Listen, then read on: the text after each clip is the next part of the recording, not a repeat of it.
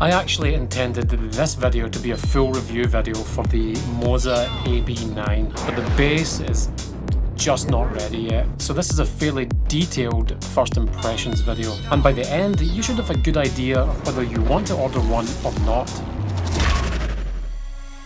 MOZA did send this AB9 to me for testing, feedback and review content, but that doesn't mean we're holding back. However, please keep in mind that the AB9 is very much still a work in progress in terms of software. There's a lot of grey areas in this one, and we'll tackle them one at a time, from the compatibility or lack of at the moment to the actual flying experience of flying in Microsoft Flight Simulator and DCS, some of which was quite surprising and not what I expected. And I'm also going to give away my thoughts on the value prospect and draw some brief comparisons from other force feedback equipment that I've tried. Let's start off with the pricing. At $600 US, this fits more the, let's say, budget side of force feedback sticks. The price is what makes the AB9 so interesting. It certainly doesn't look like a $600 base.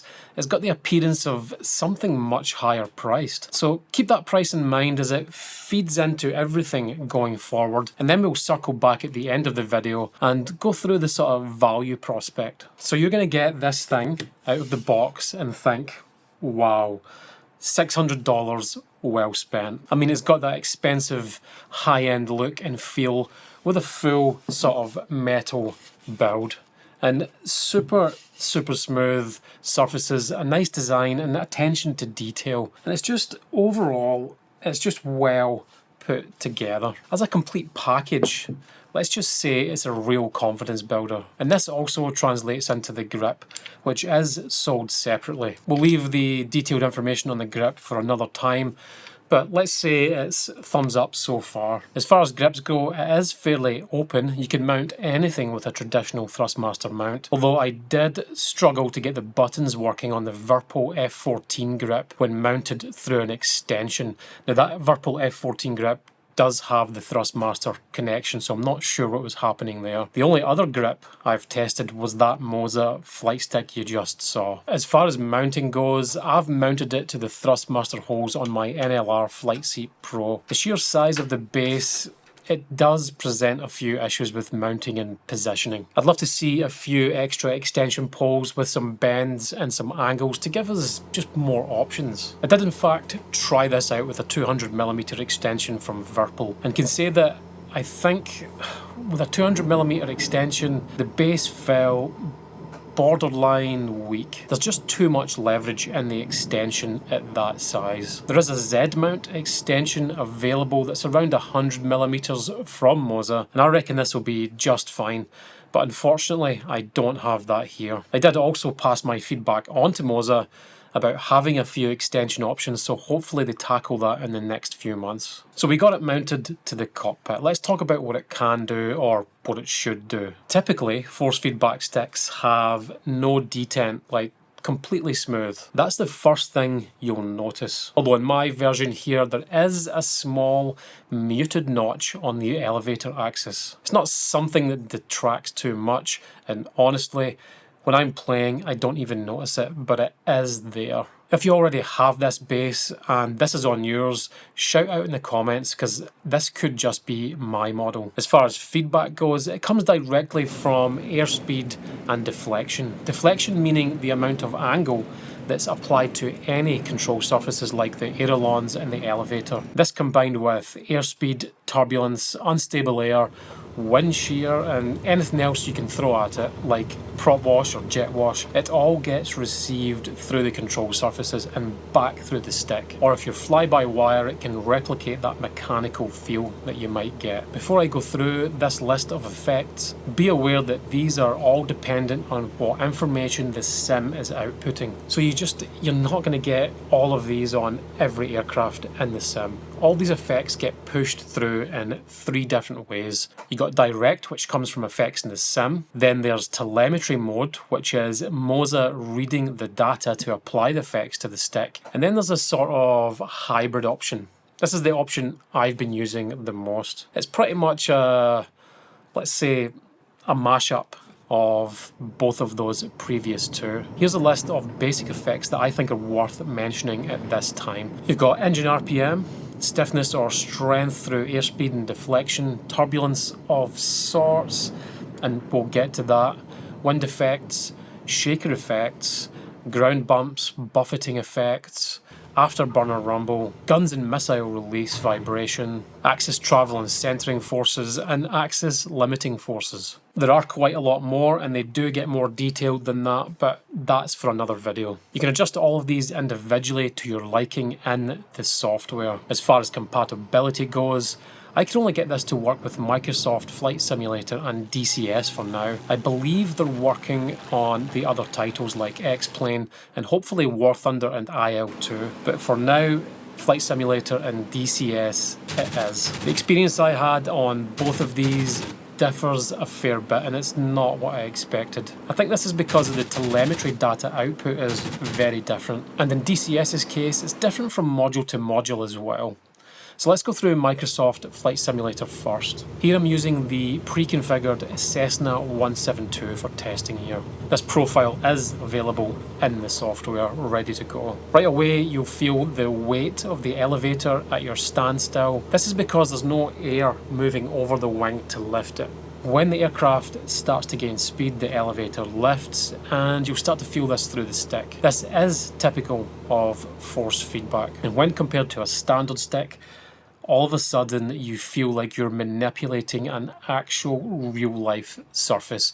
It's quite surreal, and it's really hard to explain how game-changing the feeling actually is. Next, you've got the engine vibration effect. Although it seems a little basic, the vibrations don't seem to thin out at higher RPMs. You've only got two settings for this: low RPM vibration and high RPM vibration. Kinda smoothly switches between both of them. This isn't bad in any way, it's just not the best I've felt, but remember the price. As far as trim effects go, I can't seem to get any mechanical trim happening here in Microsoft Flight Simulator. I have the trim wheel moving, I can hear it in game, but the stick just isn't responding. So I think this is something that they'll be working on, and it definitely needs to be addressed, as trimming is a solid reason to buy a force feedback stick. Once in the air, you'll start to feel the effects of turbulence and wind.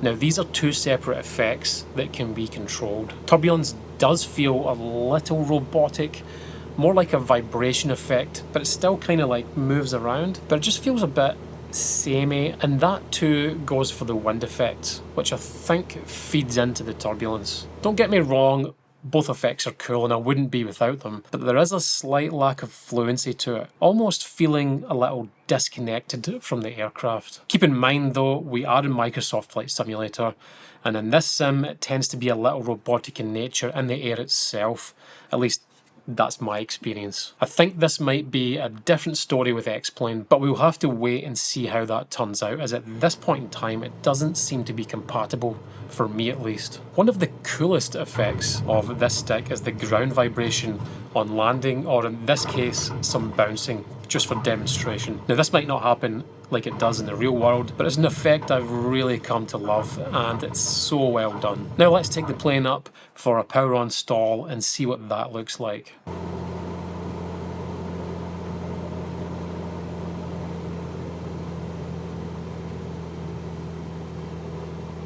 Stall. Stall. Stall. So you can see the kind of feedback we were getting on that power on stall. Now we'll run it through a power off stall.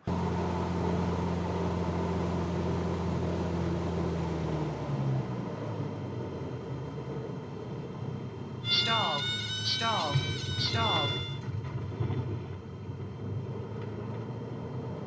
Through all of these effects, I did notice how quiet the unit is. Maybe it doesn't meet the same quietness levels of the Brunner, but it's not too far off, and it really surprised me for a unit at this price to be so tight and quiet. Overall, effects wise, with this MOZA base, you know, it's doing all the right things, but better in some places than others. At a wider view, it's definitely heading in the right direction. Let's quickly jump over to DCS. Now the big thing here is that DCS is module dependent, and I'll be testing the P51, the F16 and the F14. We're in the P51 now, and all those turbulence effects I seemed to be getting in Microsoft Flight Simulator don't really appear much in DCS on the P51, but we do get something quite amazing.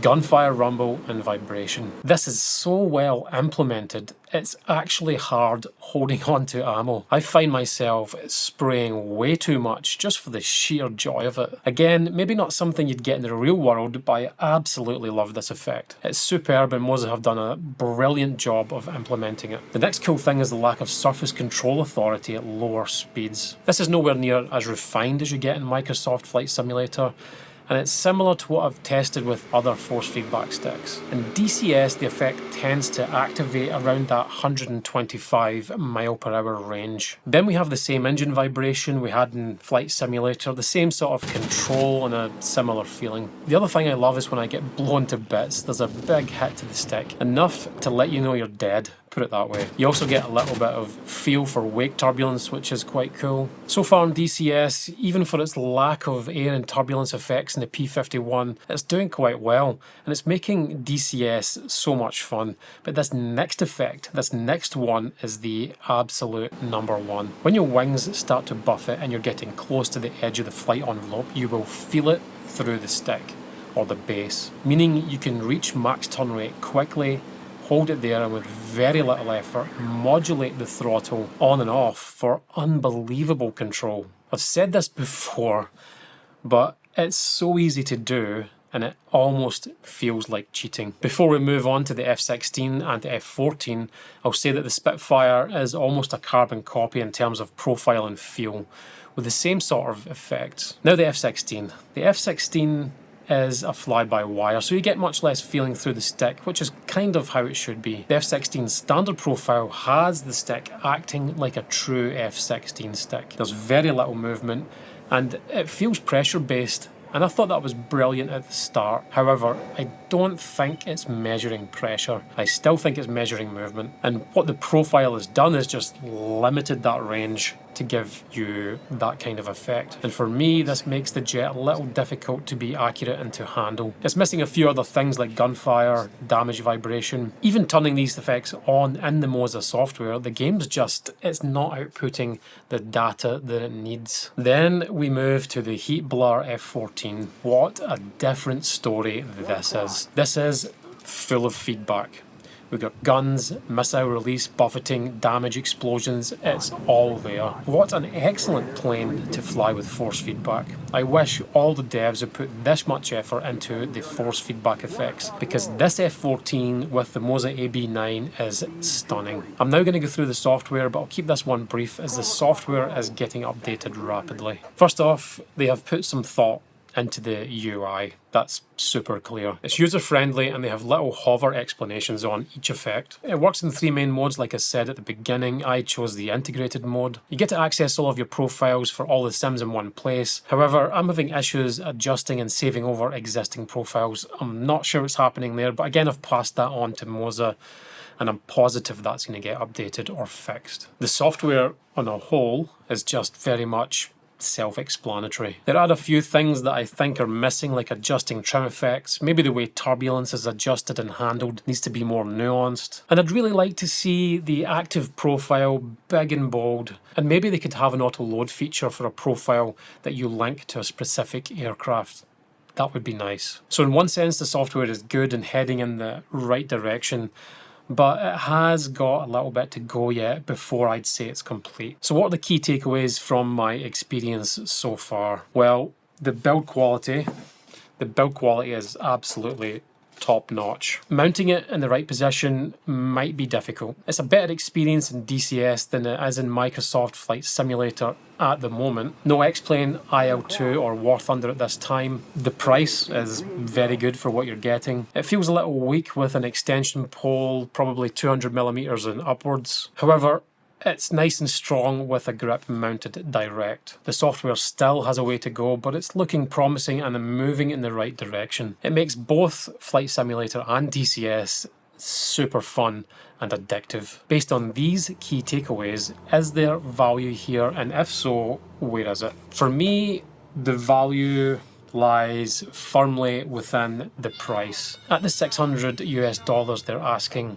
I think this is great value. The product build suggests a higher price, and the software package, while semi-unfinished, does show a lot of promise. This is all based on Flight Simulator and DCS. X-Plane and the others remain untested at this stage. So plenty of value there if you fly those sims, and anyone coming from a standard stick, I'll be surprised if you didn't absolutely love it. So do I recommend one of these if you're in the market for a force feedback stick? Right now, if you're mostly flying Microsoft Flight Simulator, I'm still saying hang off just a little bit longer to see if MOZA can implement better turbulence and air effects. There's quite a large difference between the feel of the higher end force feedback bases in terms of those effects, but those are also much more expensive. If MOZA can get halfway there though, it'll be a dead set winner. If you're mostly a DCS simmer, then this is a full thumbs up right now. It's excellent, depending on which module you fly though. Despite the lack of turbulence and air effects in DCS, the gunfire rumble and the overall smoothness and accuracy you can achieve with the MOZA AB9